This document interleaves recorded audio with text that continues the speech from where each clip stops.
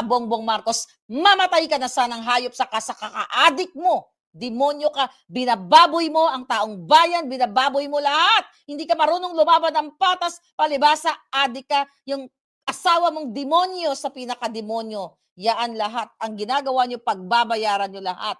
Yung adik mong anak, lahat kayong hayop kayo na lumalamon sa kaban ng bayan. So, nung naabutan ko, doon sa Senate, na si Senator Bato, na sinasabi niyang nakipag-wrestling siya, na nasugatan siya sa kamay dahil pinipilit siya, during the time na nagpo-post tayo, na pinipilit siya ng NBI daw, na nagpakilalang NBI, na dadamputin siya. So, nag-asa ng warrant of arrest, wala namang pinakitang warrant of arrest, kaya may posting tayo dyan. So, ang ginagawa ni Senator Bato, nakipag-wrestling siya. Okay? God save the Philippines. Mag-rally na kayo sa Pilipinas, sabi ni Hazel Corpus. Correct. So, during the time, hindi ko maintindihan ano nangyari. Basta sinabi ni Senator Bato, nakipag-wrestling daw siya dahil pinipigilan siyang umakyat doon sa plenaryo. Alright? Then later on, nalaman natin from parking, okay, from parking garage, doon daw ay marami na mga NBI na nakapaligid sa kanya na walang warrant of arrest. Then later on, nalaman natin na nandoon si Trillanes. And now, si Trillanes ay nagpakita nga at nagpa-interview itong talawa ng putang inang ito na meron daw siyang hawak na warrant of arrest from the ICC. So dito nyo makikita mga kababayan na talagang sabuatan, ito talagang very bangag yung gagawin ginawa kay Pangulo Duterte, gagawin din talaga kay Senator Bato kasi gusto talagang burahin ang mga allies ng mga Duterte, ang mga Duterte sa mapa ng politika sa Pilipinas para manatili ang mga demonyo, ang mga bangag. Okay? So buti na lang malakas si Senator Bato at nakipag-wrestling siya at nakaakyat siya dun sa sa plenaryo, which is hindi sa batas ay hindi pwedeng mangidnap na lang sila ng ganun-ganun na lang na walang coordination sa Senate, sa Senate President. Feeling ko alam ni Soto yan. May coordination yan. It just so happened na mabilis ang pangyayari, nakatakas si Senator Bato sa kamay ng mga demonyo, ng mga bangag NBI agents. Utos lahat ito ni Marcos Jr. Itong mga pangyayaring ito ay sinabi ko lahat sa inyo ito, na itutumba lahat tayo, tutumba mga Duterte, lahat, PRRD and everything. Ito na lahat, harap-harapan talaga silang nangingidnap. At nalaman natin na may hawak-hawak yung putang inang Trillanes na to, na warrant of arrest daw from the ICC. Hindi pa nga natin alam kung totoo yan dahil ang sinasabi ng ICC, few days ago, kung natatandaan ninyo, may nirelease na statement ng mga yawa sa ICC na wala daw silang warrant of arrest. So how come na itong putang inang Trillanes, itong jutang ginemis na Trillanes na to, may hawak siya? And bakit siya may hawak? Ano ba siya? Police ba siya? Active ba siya? NBI ba siya? ICC ba siya? Or whatsoever? Wala siyang karapatang pangawakan yang warrant of arrest na yan. But malinaw pa sa sikat ng araw, mga kababayan, okay, na ito ay nakipag-ugnayan kay Bangag. Alright? Kay Bangag, kay Lisa Tanas, yung bangag na administrasyon. Di ba, in-expose natin sa inyo na nalaman natin, like, mga ilang araw na nakalipas, na ang naganap kay Pangulong Duterte, si Bangag ang mastermind, na sinasabi niya during that meeting, I hope Zaldico will speak up very soon, I hope si Bersamin mag-speak up, na si Bangag Jr. ang nagsabi na, isakay na yan sa eroplano. Isakay na yan sa eroplano. Sinasabi ng transnational officials, ni Bersamin during the time, March 11 last year, na hindi natin pwedeng gawin yan dahil labag sa batas yan. Pero sabi ni Bangag, isakay sa eroplano si Pangulong Duterte. And now, nalaman natin, sinasabi ng Jotang Ginemes na Trillanes na ito, na talagang gusto na nilang dukutin si Senator Bato para isakay sa eroplano. May nakaantabay na eroplano. So the same pattern, kidnapping, at sino ang author nito? Ang author nitong kidnapping ay si Marcos Jr., si Liza Tanas. Babalikan ko po uli. Ang unang pinakidnap ng Bangag administration ay ang 2 minor de edad doon sa Istanbul, sa Turkey, ang pinasabog kong Turkey extraction. And now, ano mangyayari ngayon? So nakikita ko dito, talagang talamak, binababoy na talaga ang Pilipinas. Wala nang batas. Ilang beses na pinaliwanag ng mga magagaling na abogado, katulad ni Harry Roque, katulad nila Attorney Torion, na hindi mo pwedeng isuko ang isang Pilipino sa banyaga na hindi mo dinadaan sa ating local court, sa Korte Suprema. Pero bakit pa rin nangyayari ito? Dahil mga bangag nga ang presidente ninyo, ang nagpapatakbo ng bayan. Dahil sila ay hayop sa kahayop-hayupan, wala na silang pakialam. Kung kaya ni Lisa Tanas Marcos, ni Marcos Jr., na magpa-kidnap ng 2 minor age sa Turkey noong 2022. Pagkaupo pa lang nila, kaya nilang magpa-kidnap sa katauhan ni PRRD at sa katauhan ni Senator Bato at kung sino pa. So nakikita ko dito, I think Senator Bato, dahil nakipag-wrestling siya I think do or die to siya. Ang nakikita ko sa tapang niya, parang patay o buhay ito. At nakakatakot, na magkaroon ng madugong pangyayari dyan sa Pilipinas. But I hope yung mga matitinong military, yung mga kabatch, sinagtala ba siya? Si Senator Bato, 1986. Okay? Nakikita ninyo, mga military kayo. Okay? Yung iba sa inyo, naging mataas ang pinaglingkuran nyo sa gobyerno. Sumumpa kayo para sa bayan. Binababoy na ng Marcos Jr. ni Lisa Tanas, adik, magnanakaw yung kaputang inahan ng mga yan. Binababoy na nila ang gobyerno. Wala nang batas sa Pilipinas. Tignan ninyo, inaalaw ni Lisa Tanas, ni Bangag, si Trillanes na may bitbit na ICC warrant of arrest na yan. At hindi naman siya police, hindi naman siya NBI, wala siyang posisyon. Ang reason niya kasi sinabi doon Senator Bato sa kanya na pag inaresto daw siya ng ICI, gusto mo sumama ka. Hindi porket sinabi ni Senator Bato yon, it's just like, outburst dahil minsan, nagkapagsalita tayo, pero hindi po pwedeng gawin mo kasi labag sa batas yun. Bakit bibigyan ng kapangyarihan yung butang inang supot na si Trillanes ng hayop na yan na nakasagupa ko yan dito sa Los Angeles noong 2018, duwag yang ikaw Trillanes, puki ng inakang putang inakang bobo ka, duwag ka. Supot ka. Hindi ka nga makadiretso ng tingin sa akin Dapat talaga noon, binasag ko na yung itlog mong hayop ka. Okay? Kailangan mo pa ng mga nagpoporma-porma ka, ganyan-ganyan. Akala mong hayop ka, mayabang kang putang ina ka. May kalalagyan ka. Matatapos ka din. Who knows? Baka mamaya, tapos ka na.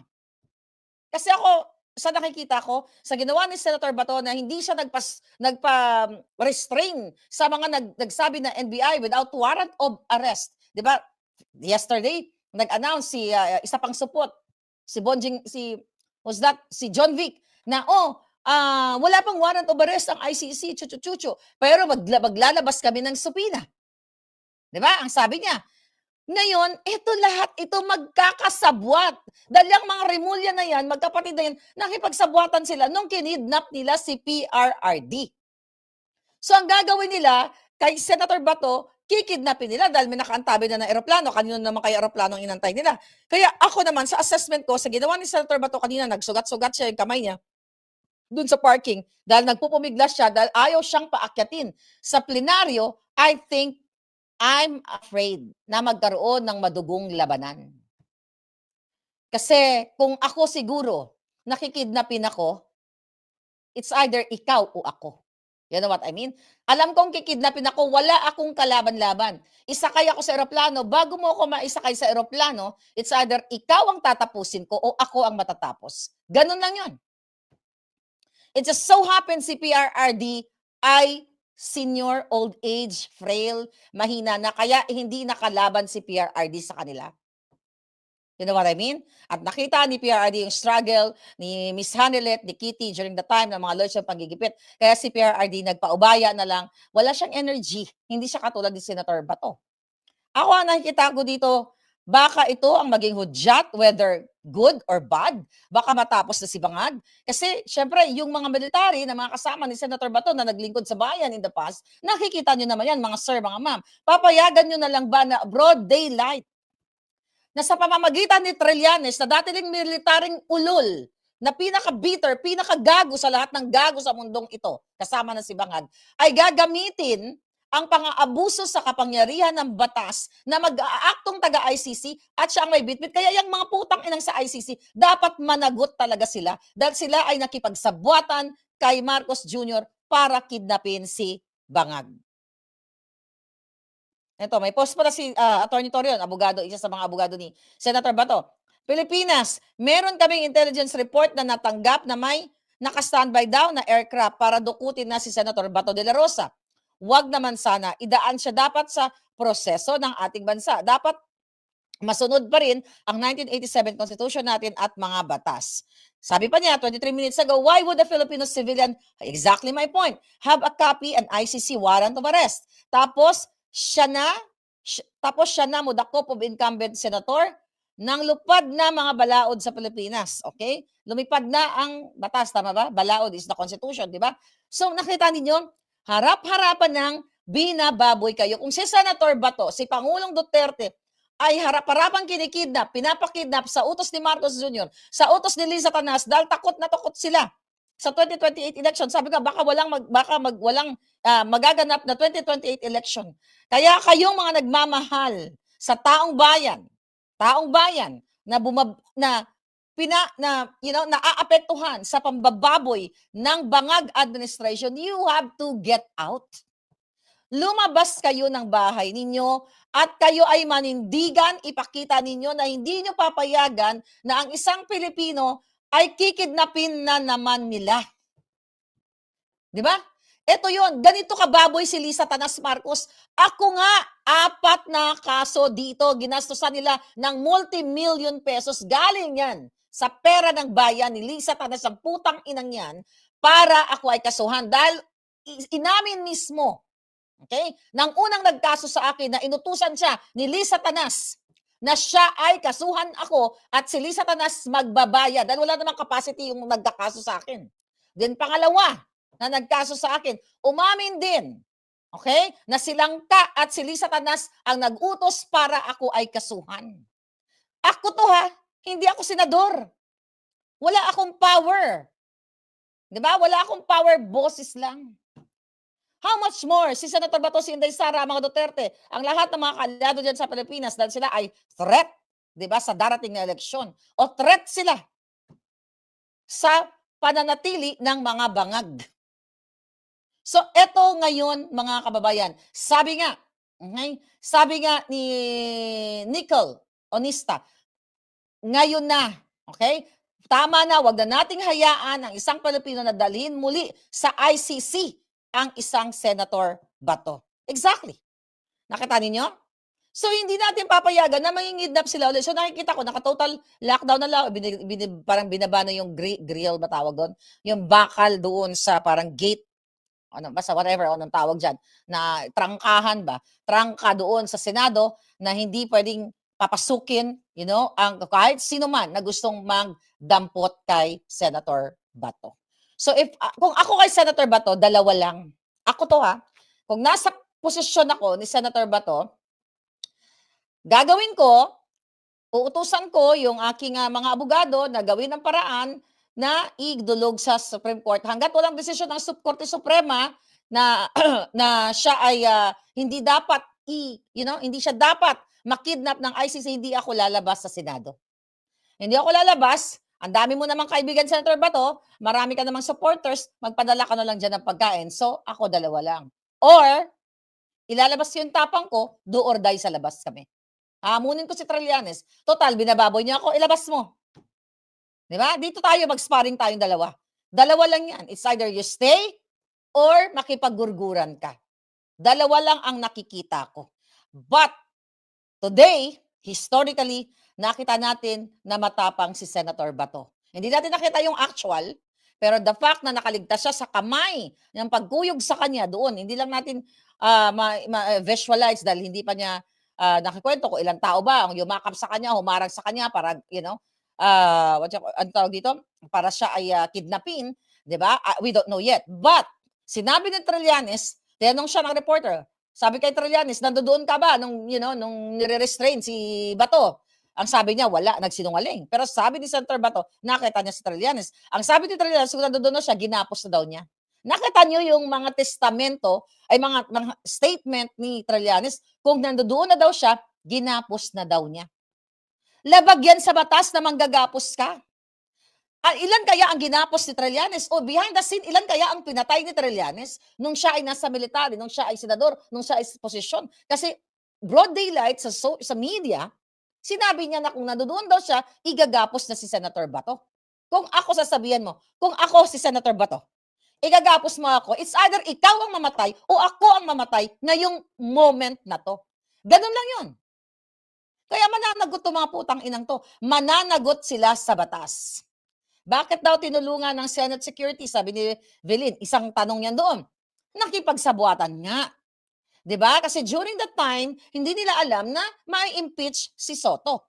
So ang nakikita ko dito, nakikita natin sa bolang kristal, analysis lang naman 'to, assessment lang natin sa pangyayari. So itong Tito Soto, alam niya na, okay? Alam niya na darating itong Trillanes, alam niya na darating itong NBI, 'di ba? Kaya nandoon 'yun, kasi in the first place, kung hindi nila inalaw 'yun, nakita na may mga camera 'yan, may mga CCTV diyan, 'di ba? Yung mga gwardiya magre-report, sir, sa Sergeant at Arms, sir, may mga NBI dito, ganito, ganyan, ganyan. Ano bang gagawin natin dito? Kung sila ay nasa tamang proseso, si Tito Soto at ang mga kasabot niya, kung sinusunod nila yung batas, kasi hodang galit sila kay Bato o ayaw nila kay Bato o gusto whatever, ang sasabihin nila, susunod sila dun sa batas o sa balaod na sasabihin, oy, NBI o ICC o whoever, hindi kayo pwede dito. Pero yun ang intensyon nila kasi vicinity yun, vicinity. Yeah, property ng Senate, ng Senado, yung garahe. So dapat off limits, okay?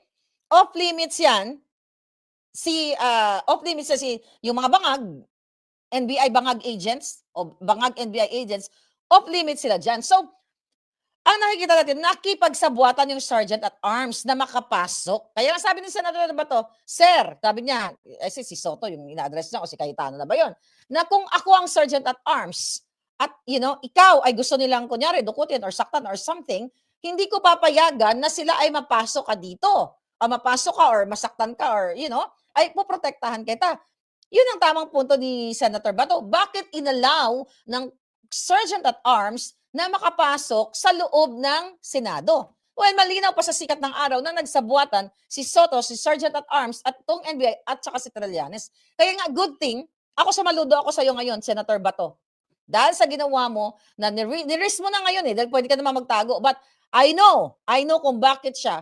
I mean, I know dahil may nagsabi sa akin or what, just being you na nag-present ka dyan, na nagpumilit ka, nagpumiglas ka sa NBI, na pinresent mo yung sarili mo para bumoto na matanggal si Soto, ibig sabihin yan, gusto mong bumoto, gusto mong ma-secure na mapalitan ang Senate President para ma-secure natin na hindi nila mapapa-impeach si Inday Sara.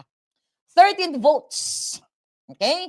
Kailangan lang natin ng 9 na huwag pumayag sa impeachment. At this time, malinaw pa sa sikat ng araw ang ating numero. Kaya nga yung sinasabing forthwith na sinasabi ni Tito Soto Miles, di ba? Na pag-endorse daw sa kanila ng articles of impeachment from the Maleta Congresistas ay a-actionan nila agad. But this time, talagang I think God is good dahil napatanggal itong si Tito Soto, nasipa siya. So, ang mga bumoto, 'di ba, kay 13, 9 and to abstain, I think si Zubiri nag-abstain. So, independent na siya, walang paninindigan. So, yung bumoto na ma-retain as Senate President itong si Soto, yung mga makakaliwang grupo. Alright? So, huwag natin silang bagitin. Basta makakaliwang grupo. Ang importante dito, mga kababayan, ay meron na tayong bilang. Okay? Majority na 13, okay? Na pwedeng wag pumayag na ma-impeach si Inday Sara. Yan ang good news. And another good news, yun nga, si Senator Bato ay pinakita niya yung tapang niya.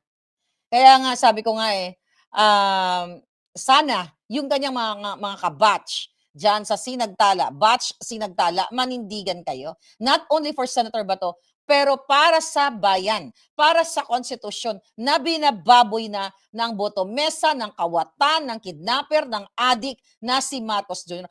Putang ina ka, Bongbong Marcos, mamatay ka na sanang hayop sa kasakaka-adik mo. Demonyo ka, binababoy mo ang taong bayan, binababoy mo lahat. Hindi ka marunong lumaban ng patas, palibasa, adik ka, yung asawa mong demonyo sa pinakademonyo. Yaan lahat. Ang ginagawa nyo, pagbabayaran nyo lahat. Yung adik mong anak, lahat kayong hayop kayo na lumalamon sa kaban ng bayan, may kalalagyan kayo, pagbabayaran nyo lahat sa kahit anong paraan, yung pambababoy nyo sa Pilipino, pambababoy nyo, pagnanakaw ninyo, Gutom ang bayan, panggigipit nyo sa vloggers, panggigipit nyo sa mga nagsusuporta sa mga Duterte, panggigipit nyo sa akin, panggigipit nyo kay Harry Roque, panggigipit nyo lahat sa aming hayop kayo.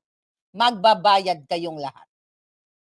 File impeachment, Marcos, no. Wala, 'di ba? Inano na nila yung impeachment, once lang pwede magpa ng impeachment. So pwede na lang talaga mamatay na si Marcos Jr. ng tuluyan dahil mismo naman umamin naman siyang malala na demonyo ka. Ferdinand Marcos Jr., isa kang pinakademonyo. Ikaw nilagpasan mo si Satanas kasama ang asawa mo, ang mga anak mo. Kakarmahin kayong lahat, aaratayin kayong lahat. Tandaan niyo 'yan. Mga hayop kayo. Lahat ninakaw nyo na. Araw-araw, pinagnanakawan nyo ang bayan.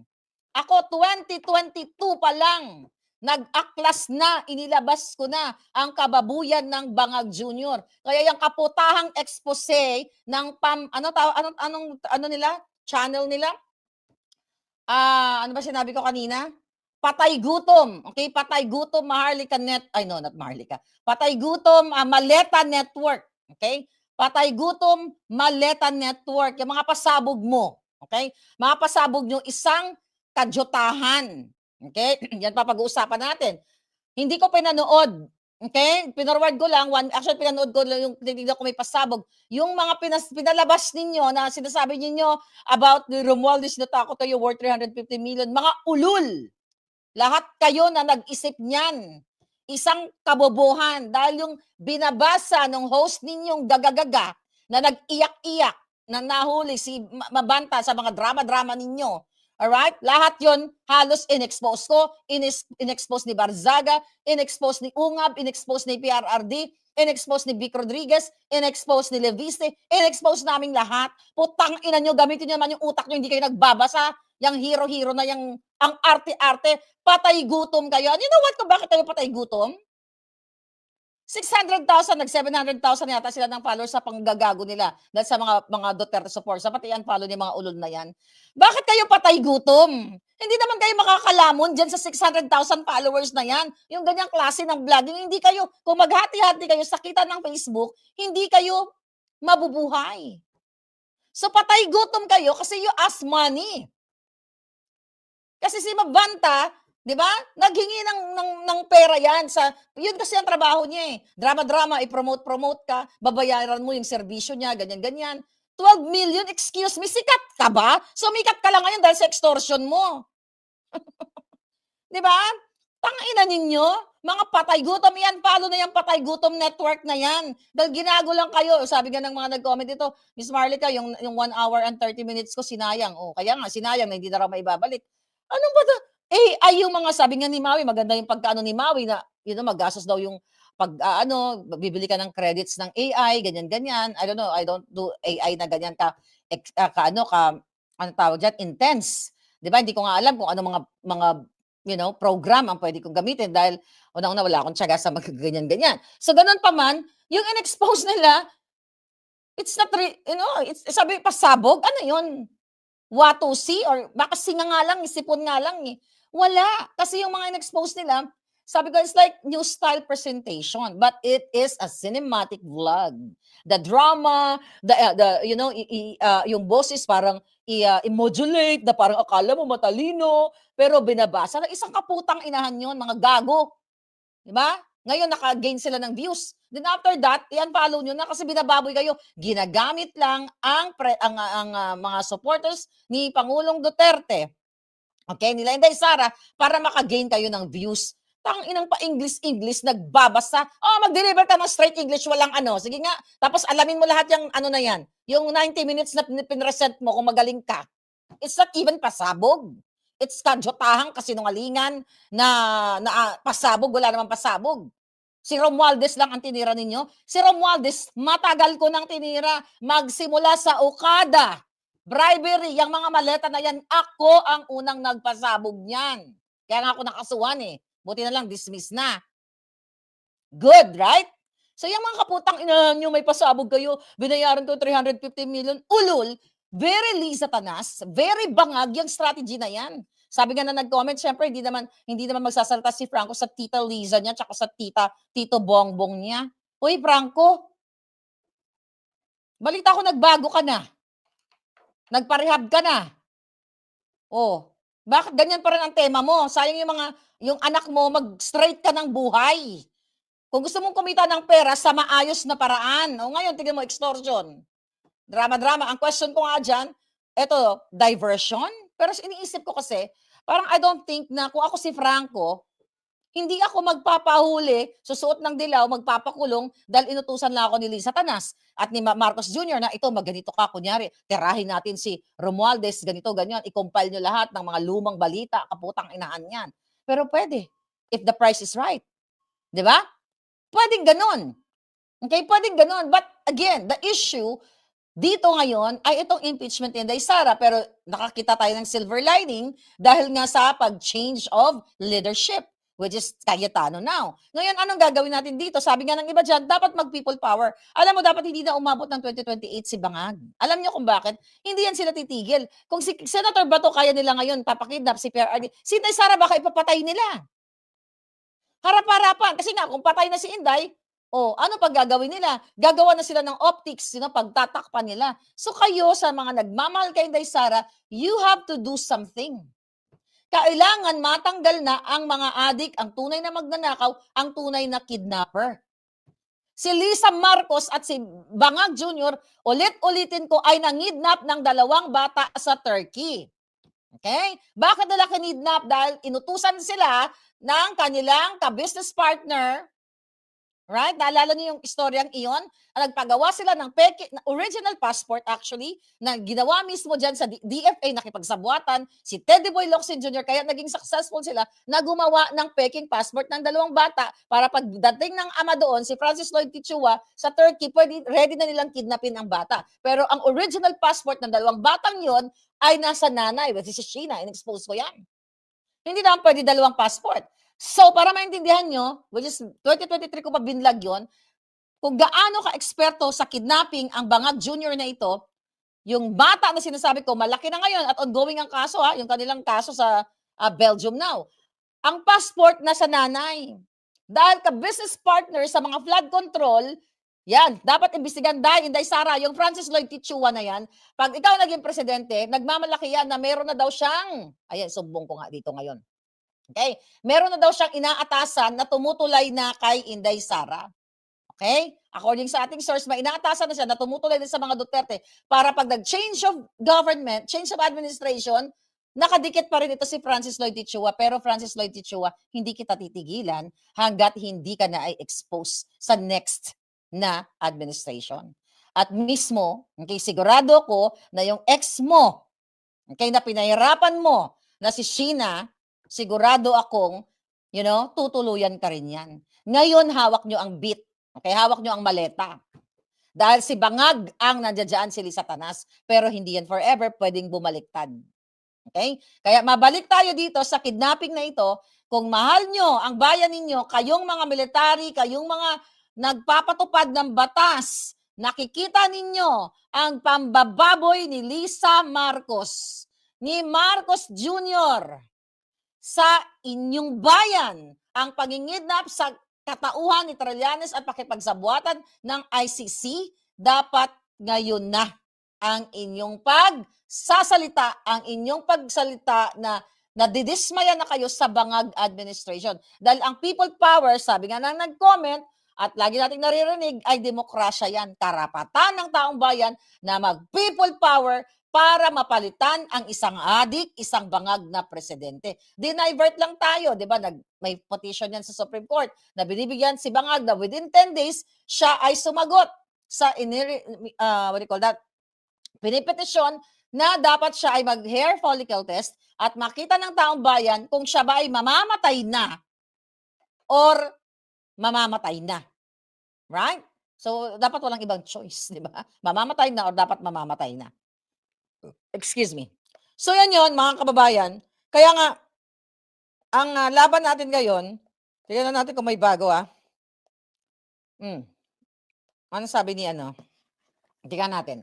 Anong sabi ni JBB? Sabi niya, people power should do it ASAP, sabi niya. Alright. Ngayon, mga kababayan, so for sure, yung iba sa inyo, hindi naman nasayang yung oras nyo dun sa sa mga kaputahang walang kwentang, pasabog, okay?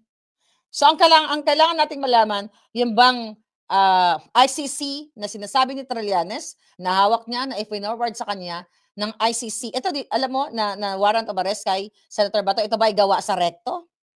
Katulad ng pinagawa nilang pera sa Recto para dun sa mark money kay Mabanta, 'di ba? So yun yung ano yun, yun ang, teka tignan natin. Yun ang pinakamalaking hamon sa kanila. Kasi mga kidnapper ito, eh. Namumuhay kayo sa bansang Pilipinas, sa Pilipinas yung mahal na walang sinusunod na batas ang mga demonyo. Kikidnapin, kita mo sabi ni Remulla, pupuntahan niya si Harry Roque, siya mismo ang uhuli. Imagine mo, wala siyang jurisdiction sa Austria, pupunta siya para siya mismong hulihin. Alam mo, ang isda nahuhuli sa bunganga. Meaning, ginagawa nila behind the scene na hinuhuli nila kahit labag sa batas o baka pinapatay pa nila.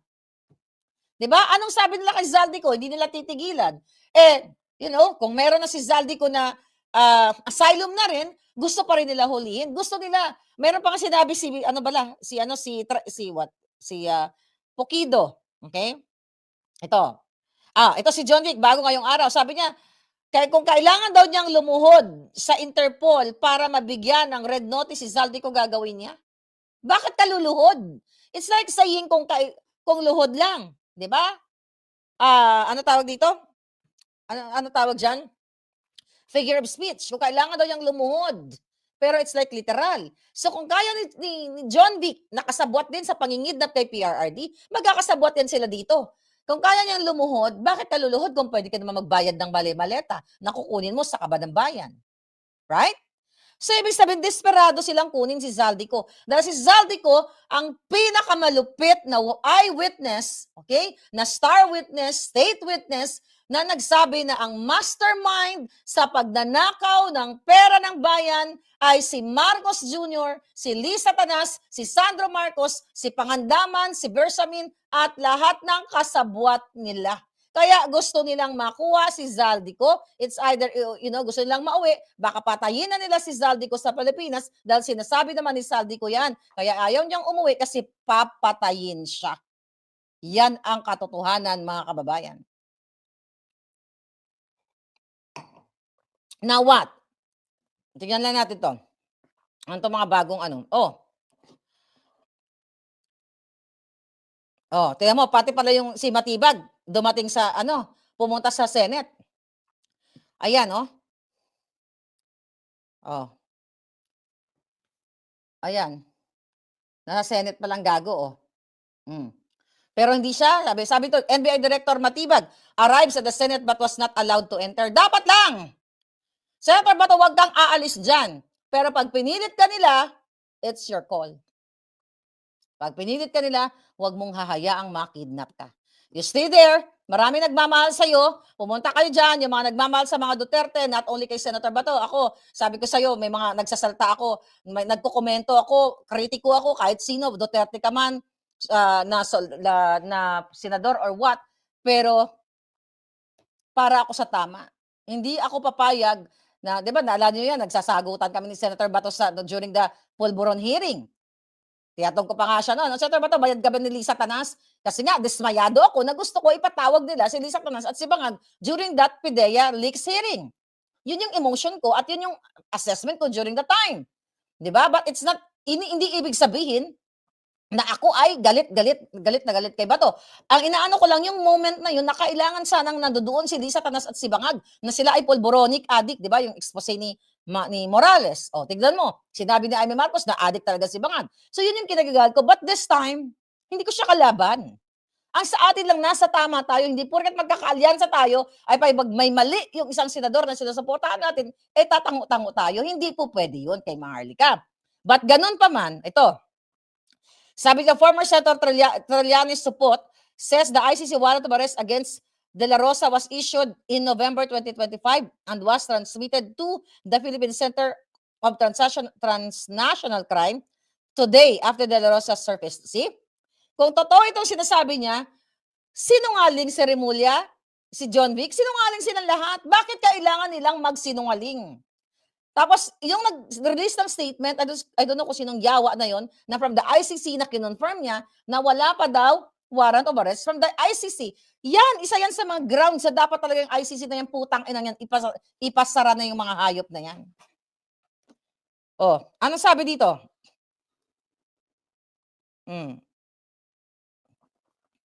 Okay, De La Rosa under Senate Protective Custody. Alright na. Inilagay si Senator De La Rosa sa ilalim ng protective custody ng Senado kasunod ng motion ni Senator Rodante Marcoleta ngayong mga Mayo 11. I move that Senator Bato be placed under Senate protective custody until he's able to get all and exhaust all legal remedies to protect himself and until this institution is also able to do just the same. Tama. So kayo dyan namang sumusuporta kay Senator Bato, mga Bisaya, okay? Suportahan ako, nananawagan ako. Suportahan natin siya dahil hindi ako papayag na makidnap siya. Kung meron tayong remedyo, ayoko siyang makidnap katulad ng ginawa nila kay PRRD. Kailangan natin siya proteksyonan. Dahil kung si Senator Bato, si Pangulong Duterte ay kinidnap nila, o kikidnapin si Senator Bato, sino ka? Sino ako? Bakit ganito yung reaction ko? Dahil ako, may pinadalang assassin sa mga bangag na yan. Papatayin din nila ako. Di ba lagi ko sinasabi sa inyo? Pag ako nasa momentong yun, sa moment na yun, na ihilain ako at mamamatay din naman ako, pahirapan nila ako, tutorturin nila ako, it's either sila o ako. Ganun lang ang buhay. Patay kung patay, lahat tayo mamamatay. Hindi ko hayaan na magwagi itong demonyong si Lisa Marcos, si Marcos Jr. na adik magnanakaw, yung putang inang dalawang yan. Lahat ng pamilya niyang hayop na yan. Let's protect Senator Bato. Kailangan ninyo siyang gwardyahan dyan. Huwag niyong hayaan itong support na si Trillanes, itong si Matibag, na isakay nila sa eroplano. Utos yan ni Marcos Jr. Yan ang utos ni Marcos Jr. Kay tawag dito sa mga Rimulya, kay Bersamin na isakay na sa eroplano, isakay na yan, isakay na. Kahit labag sa batas. Yan mga kababayan.